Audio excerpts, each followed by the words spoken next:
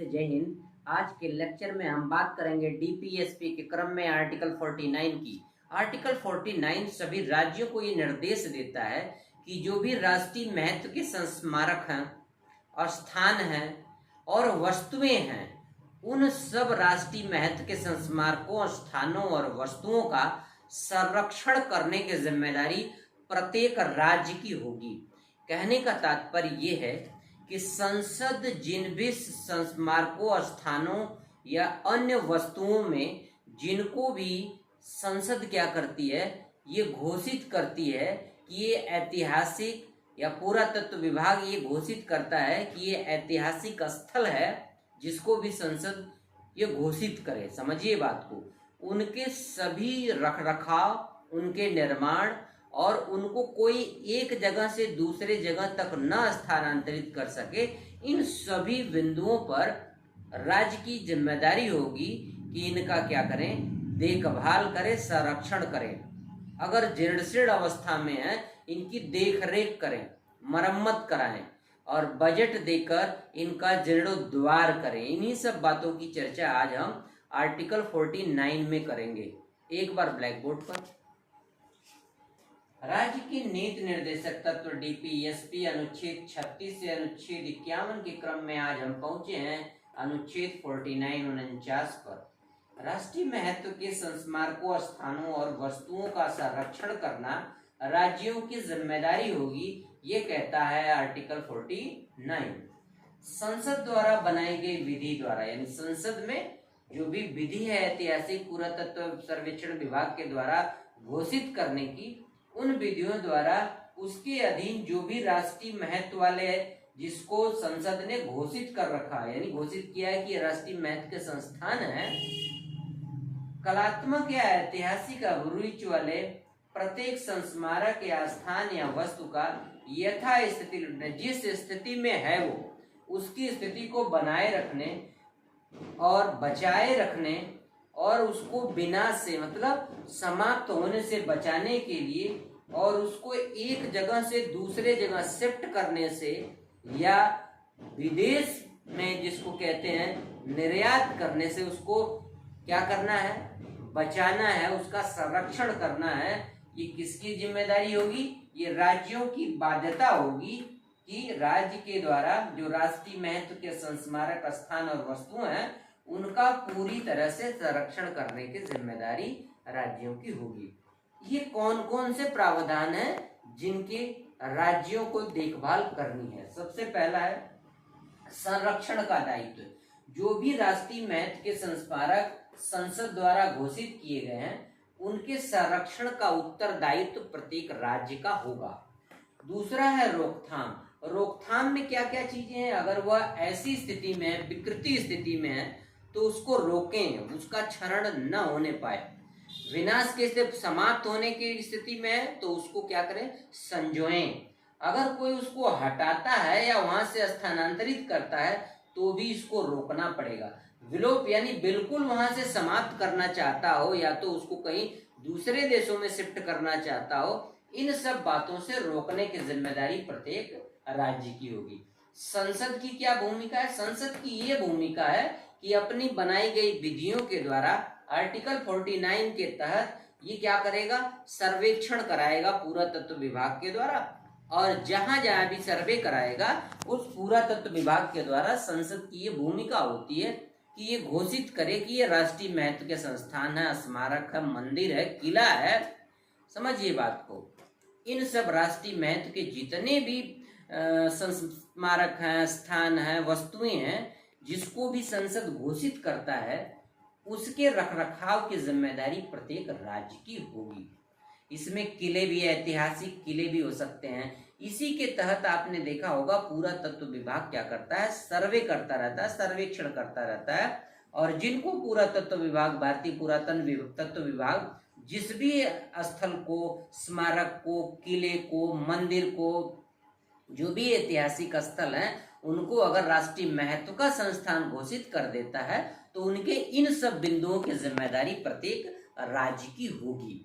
ये 3-4 बिंदु हैं जिस पे राज्यों को काम करना होता है। संरक्षण का दायित्व, उसको बचाए रखने का, बनाए रखो, बचाए रखो। रोकथाम करो, उसकी स्थिति जैसी है, अगर जीर्ण है तो उसको ऐसी स्थिति में लाओ कि अब ये इसका जीर्ण स्थिति वाली और बढ़ने न पाए, इसका सुधार करो, रोकथाम करो। अगर ये बिल्कुल समाप्त होने के कगार पर है तो इसको फिर से पुनर्जीवित करो। अगर कोई उस स्थान से हटाना चाहता है ऐसे ऐतिहासिक महत्व को, तो उसको रोकने की जिम्मेदारी राज्य की है। स्थल है, कोई कहे हम यहाँ से हटा के कहीं दूसरी जगह करना चाहते हैं, शिफ्ट करना चाहते हैं, तो ये भी नहीं करेगा, ये राज्य उसके लिए रोकेगा। विलोपन, या तो कोई कहे कि ये मंदिर है या किला है एकदम खराब हो चुका है, अब इसको यहाँ से हटा के कोई नया कोई मॉल बना दे कुछ, तो इससे भी पुरातत्व विभाग क्या करता है, रोकता है। संसद की भूमिका इतनी है कि संसद इन सब का सर्वे कराता है, इनके जीर्णोद्धार के लिए बजट देता है, समझिए बात को। इसका पूरा एक पुरातत्व विभाग होता है पार्लियामेंट में, जो इन्हीं सब व्यवस्थाओं के लिए आर्टिकल 49 के जो दिशा निर्देश हैं उनके लिए ये काम करता है। इसकी प्रमुख विशेषता क्या है? राज्य पर नैतिक और संवैधानिक दायित्व। देखो आर्टिकल 49 ये कहता है प्रत्येक राज्य का ये नैतिक और संवैधानिक दायित्व होगा कि अपने पूर्वजों की जो भी ऐतिहासिक धरोहरें हैं, जो अपने देश की संस्कृति और पुरातन विरासत है, उसको संजो के रखे, उसको संभाल के रखे, उसको संरक्षित करके रखे, उसको सुरक्षित करके रखे, ताकि आने वाली पीढ़ियां ये जान सकें कि हमारी ऐतिहासिक विरासत पहले कैसी थी और हमें गौरव करने का एक पल देती थी। पता चले आने वाली 2-4 पीढ़ी के बाद अगर हमारी पुरातन विरासत और संस्कृति को संजो के न रखा जाए, किले हैं, धार्मिक स्थल हैं और जो अन्य पौराणिक स्थल हैं जहाँ पे समाधियाँ हैं, अगर इन सबको संजो के न रखा जाए तो आने वाली पीढ़ियों को कैसे पता चलेगा कि हमारी विरासत कैसी थी, हमारी संस्कृति कैसी थी, पांडुलिपियाँ हैं, ये सब सारी चीजें संजो के रखने की जिम्मेदारी राज्य की होती है। और इसके लिए पुरातत्व विभाग ही काम करता है। इसके लिए भारत सरकार का जो आर्टिकल 49 के निर्देशों के पालन के फलस्वरूप काम करता है। इनके बाद आप देखिए संस्कृति विरासत का संरक्षण। पहला था राज्य पर नैतिक और संवैधानिक दायित्व था, संस्कृति विरासत का संरक्षण। हमारी पुरातन संस्कृति कैसी रही है ये हमारी पांडुलिपियों में झलकती हैं। हमारे पुराने किले हैं, जो हमारी ऐतिहासिक धार्मिक स्थल है, जो पुराने धरोहरें हैं, समझिए इनमें हमारी सांस्कृतिक विरासत उन दिनों में कैसी थी वो उसकी पूरी झलक देखने को मिलती है। तो इसको बचाए रखने के लिए भी, सांस्कृतिक विरासत को बनाए रखने के लिए भी, ताकि आने वाली पीढ़ियों को भी अपनी पुरातन संस्कृति विरासत देखने को मिल सके, समझने को मिल सके, इसके लिए भी आर्टिकल 49 निर्देश देता है।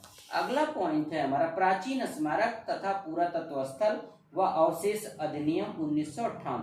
1958 में एक्ट AMASR एक्ट 1958 1958 में एक्ट लाया गया, जिसका काम है प्राचीन स्मारक, जो हमारी बहुत पुरानी स्मारकें हैं, धरोहरें हैं, स्थल हैं, पुरातात्विक स्थल, जो पुरातन हमारे जो स्थल हैं, वह अवशेष जो बचे हुए हैं उनके लिए एक अधिनियम बनाया गया 1958 में, जो इस अधिनियम के तहत इनके देख रेख की जिम्मेदारी राज्य की होगी। ये एक्ट बना दिया गया है।